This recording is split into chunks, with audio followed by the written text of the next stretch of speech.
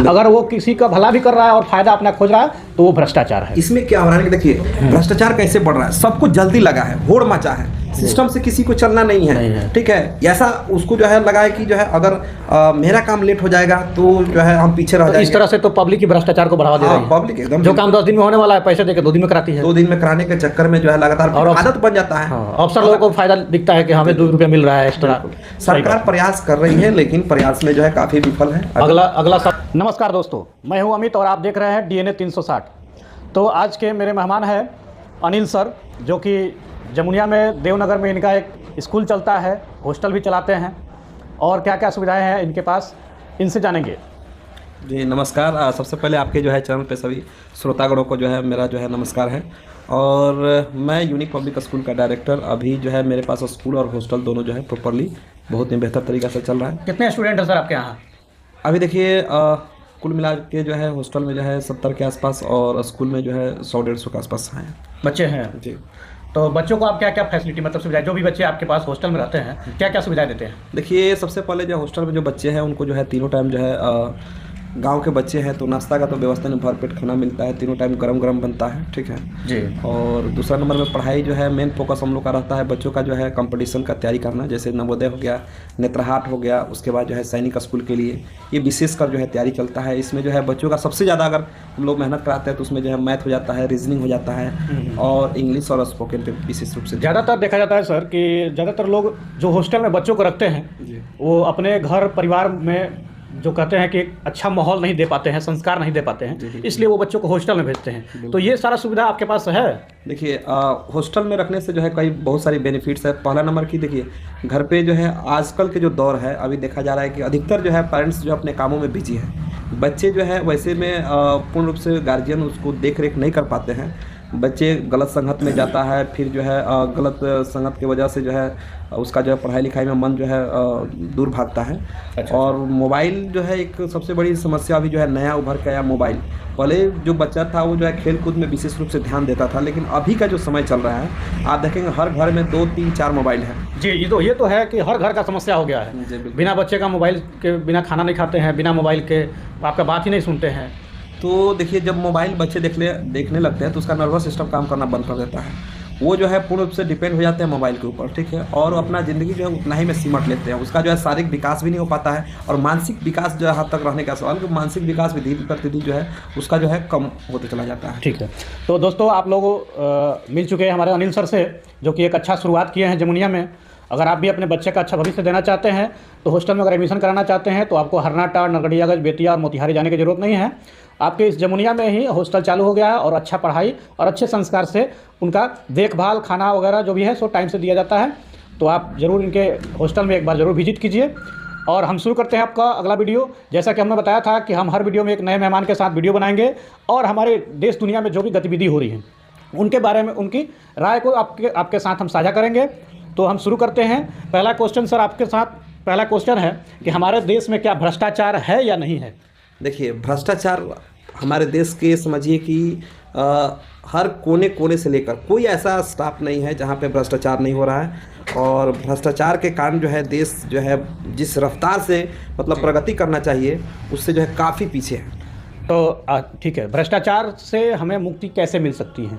देखिए भ्रष्टाचार सबसे पहले जो है अगर हम अतीत में जाते हैं, अपना जो है जो भारतवर्ष का जो न्यू जैसे है, तो हम देखते हैं हमारा जो ग्रंथ है रामायण आप देखते हैं तो उसमें जो था राजतंत्र के बारे में बताया गया है जी। जब राजतंत्र में क्या था कि जो है एक राजा था और वो राजा अगर सुयोग्य होता है तो पूरे राज्य में अपना सब कुछ त्याग करके केवल प्रजा के बारे में जो है सोचता है, प्रजा के हितों के बारे में सोचता है। हाँ। लेकिन अभी हमारे यहाँ लोकतांत्रिक व्यवस्था हो गया है। लोकतांत्रिक व्यवस्था में दिक्कत ये है कि जैसे चाइना में अभी आप देख सकते हैं, चाइना में क्या है, कम्युनिस्ट पार्टी है, वहाँ पे केवल एक ही पार्टी जो है, लेकिन हमारे यहाँ बहुदलीय पार्टी है। सब अपने अपने बारे में सोचते हैं, सभी पार्टी अपने जो है विकास के बारे में सोचते हैं, उसमें जितने भी सदस्य हैं सब अपने विकास में बारे। अब जबकि चाइना में आप देखेंगे कि वहाँ पे एक कम्युनिस्ट पार्टी है, उसी के अंदर से जो है कोई एक राष्ट्रपति चुना जाता है, एक ही पार्टी है और उसी के अंदर से चुना जाता है। और देखिए अभी शी जिनपिंग वहाँ का राष्ट्रपति है, अभी जो है पता नहीं वो कितने सालों तक राष्ट्रपति रहेगा। और देखिए कि वो देश के विकास के लिए भरपूर प्रयास किया है। आज उसका जो है इकोनॉमिकल इतना कंडीशन अच्छा हो गया है कि उसका पीछा करना भारत जो है बहुत पीछे है। बहुत पीछे। तो हमें पड़ोसी देशों से भी सीखना चाहिए बिल्कुल बिल्कुल। इस चीज़ों में। और भ्रष्टाचार सब जानते हैं कि हर क्षेत्र में हर पोस्ट पे भ्रष्टाचार है, और भ्रष्टाचार इस तरह का है कि कोई किसी का एक मतलब कहते हैं ना कि छोटा से भी छोटा भलाई का काम करता है तो बिना फायदे का नहीं कर रहा है। अगर वो किसी का भला भी कर रहा है और फायदा अपना खोज रहा है तो वो भ्रष्टाचार है। इसमें क्या हो रहा है कि देखिए भ्रष्टाचार कैसे बढ़ रहा है, सबको जल्दी लगा है, होड़ मचा है, सिस्टम से किसी को चलना नहीं है, ठीक है। ऐसा उसको जो है लगा है कि जो है अगर मेरा काम लेट हो जाएगा तो जो है हम पीछे रह जाएंगे। इस तरह से तो पब्लिक ही भ्रष्टाचार को बढ़ावा दे रही है। पब्लिक एकदम जो काम 10 दिन में होने वाला है पैसे देकर 2 दिन में कराती है। 2 दिन में कराने के चक्कर में जो है लगातार और आदत बन जाता है। अफसर लोगों को फायदा दिखता है कि हमें 2 रुपया मिल रहा है एक्स्ट्रा। सरकार प्रयास कर रही है लेकिन प्रयास में जो है काफी विफल है। अगला सवाल मेरा आपसे ये है, बिहार में बेरोजगारी तो बहुत है और पिछला इलेक्शन और अभी वाला इलेक्शन भी बेरोजगारी पे ही मुद्दा बनने वाला है, लेकिन अभी बेरोजगारी पर हम और बिहार में क्या क्या कर सकते हैं जिससे बेरोजगारी में कुछ कमी आए? खत्म तो हो नहीं सकती है लेकिन कुछ कमी आए। देखिए इसमें आपका राय? सबसे पहले जो है हम लोग को जो है बेरोजगारी खत्म करने के लिए जनसंख्या पर नियंत्रण करना होगा जी। दूसरा पॉइंट यह है कि जो है शिक्षा का बढ़ावा देना होगा। जब तक शिक्षा का जो है विकास नहीं होगा, निम्न स्तर पे जो है देखिए हमारे यहाँ शिक्षा क्या है, शिक्षा जो है ऐसा होना चाहिए जिससे जो है रोजगार स्वयं जो है उत्पन्न कर सके लोग। यहाँ पे पढ़ाई के साथ साथ जो है कुछ प्रैक्टिकल चीज़ें भी होनी चाहिए जो स्कूलों में अभी भी उपलब्ध नहीं है। प्रैक्टिकल इन द सेंस मतलब जो है आप चाइना के बारे में ले सकते हैं कि वहाँ पे जो बच्चे स्कूल में जो जाते हैं उनको जो है स्कूल के शिक्षा के अलावा कंपनियों में किस तरह से जो है नए नए जो है आविष्कार हो रहा है उस सभी पे जो है उन लोगों को ट्रेनिंग दिया जाए। शिक्षा में मतलब सुधार किया जाना चाहिए। लेकिन हमारे यहाँ क्या है कि जो सब्जेक्टली है वो भी ढंग से पढ़ाई नहीं हो पाता है, और जो टेक्निकली चीज़ है वो तो खैर जो है अभी जो है इंटर के बाद ही जो है बच्चे जो है वहाँ पर एडमिशन। ऐसा देखा जाता है कि मान लीजिए जो सब्जेक्ट हम लोग 1 क्लास से लेकर के 10th तक पढ़ाई करते हैं और बाद में अगर हम बड़े मुकाम तक नहीं पहुँचते हैं तो उनमें के बहुत सारा ऐसा चैप्टर है, पढ़ा हुआ पाठ है जो हमें किसी काम का ही नहीं है। लगता है कि हम लोग बेकार में उसको पढ़े थे, टाइम बर्बाद किए थे उसमें। उसके जगह पे हम कुछ और पढ़े होते, कुछ जैसे मान लीजिए पैसे कमाने के लिए रोजगार करना है, तो इस तरह का कुछ मुद्दा अगर हम लोग चैप्टर में रहता तो। सरकार तो मतलब कहने का मतलब अपना जो है टोटल सब्जेक्टली कुछ सोच के ही बनाती है, सबके पीछे कुछ ना कुछ भाव होता है। लेकिन समय के साथ कुछ तो बदलाव होना चाहिए ना। बदलाव बहुत जरूरी है, और अभी का जो मांग है कि जो है सरकार सबको जो है रोजगार नहीं दे सकती है, तो लेकिन जो है कुछ ऐसी टेक्निकली उनको जो है ज्ञान जरूरी है जिससे जो है वे लोग जो है खुद स्वतः जो है रोजगार उत्पन्न कर सके। चलिए अगला क्वेश्चन है सर, क्या पहले की अपेक्षा महंगाई बढ़ी है या जो लेवल रफ्तार का है वही है? महंगाई बिल्कुल बढ़ी है। महंगाई इसलिए बढ़ी है, महंगाई बढ़ने के पीछे कई रीजन्स है। सबसे पहले तो जो है जनसंख्या के जिस हिसाब से विस्फोट हो रहा है, ठीक है, जो सामान है वो जो है कम है, ठीक है, और उसका डिमांड बहुत ज़्यादा है। प्रोडक्ट कम है, डिमांड जब बढ़ता है ना तो जो है महंगाई स्वतः जो है बढ़ जाती है, और इसके लेकर के सरकार को जो है बहुत काफ़ी जो है कदम उठाने पड़ेंगे तब जाके ये संभव है।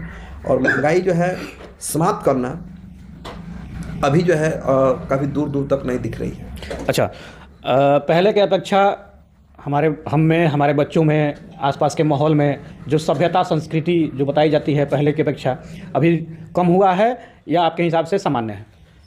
देखिए पहले का जो सभ्यता संस्कृति था वो जो है धीरे धीरे कहीं ना कहीं विलुप्त हो रहा है, अब वो नहीं रह गया है। पेरेंट्स के पास उतना समय ही नहीं है कि अपने बच्चों को जो है संस्कार दे पाए। सबसे पहले कि संस्कार जब तक नहीं रहेगा, संस्कार इसलिए ज़रूरी होता है कि किसी भी चीज़ का जब सृजन होता है ना तो उसको जो है नियमबद्ध तरीका होना चाहिए, तब जाके जो है वो सिस्टमेटिक जब तक नहीं रहेगा तब तक संभव नहीं है। जैसे फॉर एग्जांपल आपको हम बता दें, कोई चीज़ का जो आविष्कार जब होता है नया रूप से ना, तो हर एक टाइम पे जो है उसका जो है क्रमबद्ध होता है, क्रम के अनुसार होता है, ठीक है। तो न्यू जो है बच्चा का विकास तभी होगा जब वो शिष्टाचार में रहेगा, जो कि ये अब धीरे धीरे विलुप्त हो रहा है। क्योंकि हम लोग अंग्रेजी का है या विदेशी जो संस्कार का है उसमें ढलते जा रहे हैं। चलिए, ठीक है, संस्कार नहीं भूलना चाहिए। संस्कार जो है आपको जो है काफ़ी ऊपर ले जाता है, और जो है एक बात विचार करने का जो है रास्ता निकलता है, और कम्युनिकेशन काफ़ी जो है डेवलप होता है। जी, एक कानून लाई है सरकार, UCC, एक देश एक कानून, इस पे आपका क्या विचार है? ये पूरे देश में लागू होना चाहिए या नहीं? एक्चुअली जब संविधान बना था तो उस समय जो है उसका जो है माहौल कुछ अलग था। उस समय का सिचुएशन ऐसा था कि जो SC/ST कैटेगरी के जो लोग थे काफ़ी जो है दबे हुए थे, लेकिन अब वो समय नहीं रहा, समय बदल चुका है। तो इसके लेकर जो है कहीं ना कहीं ये कानून का डिमांड है। एक देश एक कानून आपको हिसाब से आना चाहिए, एकदम बिल्कुल। क्योंकि बहुत सारे लोगों को पता नहीं है यूसीसी के बारे में। मान लीजिए एक देश एक कानून के तहत अगर बनता है तो मान लीजिए सभी जाति, सभी धर्म और सभी राज्य के लोगों के लिए एक ही कानून होगा, एक ही व्यवस्था होगा। अगर अलग अलग कानून, अलग अलग व्यवस्था, बिहार में चले जाइए कुछ और कानून है, यूपी में चले जाइए ठीक उसी चीज़ का कुछ और कानून है, तो आखिर हम तो सब बिहारी हो, यूपी वाले हो, दिल्ली वाले हो, महाराष्ट्र वाले हो, सब तो एक ही देश में रहते हैं, तो फिर सबके लिए अलग अलग कानून क्यों, है कि ना सर? बिल्कुल बिल्कुल, कानून ठीक है, सबके लिए समान होना चाहिए। अगला आपको बताए थे, हम बता दें सर कि जो भी हमारे यहाँ गेस्ट आते हैं हम उनसे कुछ सीधा सा प्रश्न करते हैं एक लाइन में, ठीक है? तो अगर ये क्वेश्चन अच्छा रहता है तो हमारे तरफ से उन्हें एक सरप्राइज़ गिफ्ट दिया जाता है, जो कि केवल जो हमारे गेस्ट होते हैं उन्हीं को नहीं, उनको तो हम सरप्राइज़ गिफ्ट देते ही हैं। आप सभी को ये बता दें कि जो भी हमारे फॉलोअर हैं, जो वीडियो को देखते हैं, लाइक करते हैं या हमें फेसबुक पर फॉलो करते हैं, यूट्यूब पर हमारे चैनल को सब्सक्राइब कर रखे हैं, उन सभी के लिए सरप्राइज़ गिफ्ट है, सबको गिफ्ट मिलेगा। हाँ, ये हो सकता है कि थोड़ा लेट हो सकता है, लेकिन हर किसी को गिफ्ट मिलेगा। तो आज ही चैनल को फॉलो कर लीजिए, सब्सक्राइब कर लीजिए और वीडियो को ज़्यादा से ज़्यादा शेयर कीजिए, ताकि कभी भी कहीं भी आपको ये गिफ्ट मिल सकता है। सर, सबसे बड़ा सच क्या है? धर्म के हिसाब से पूछ रहे हैं, सबसे बड़ा, मतलब हमारे जीवन में माहौल के हिसाब से, धर्म के हिसाब से सबसे बड़ा सच है मृत्यु। सबसे बड़ा सच मृत्यु। ओके, सबसे बड़ा झूठ क्या है? सबसे बड़ा झूठ जो है आपका, इसमें क्या कहा जा सकता है, आपके हिसाब से जो भी हो, सबसे बड़ा झूठ? सबसे बड़ा झूठ है अपनों को जो है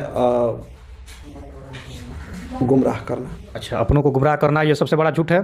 सबसे बड़ा पाप क्या है? पाप का तो जो है बहुत सारे परिभाषा है, बहुत सारे ज्ञानी लोग हैं। फिर भी अपने नज़र में जो भी आपको लग रहा है कि ये सबसे बड़ा पाप हो सकता है, ये नहीं करना चाहिए, दूसरों को दुख देना ये पाप ही है। सबसे बड़ा पाप है। बहुत। उसके बाद सर, सबसे बड़ा पुण्य क्या है? सबसे बड़ा पुण्य है जो अबला है, जो असमर्थ है, उसका सहयोग करना, मेरे हिसाब से। चलिए, अबला और जो असमर्थ लोग हैं उनको सहयोग करना सबसे बड़ा पुण्य है, क्योंकि इन सभी क्वेश्चन का अलग अलग मतलब निकल सकते हैं, लेकिन हर किसी को अपने हिसाब से अपना जो भी मतलब जो भी आंसर बनता है वो सही होता है।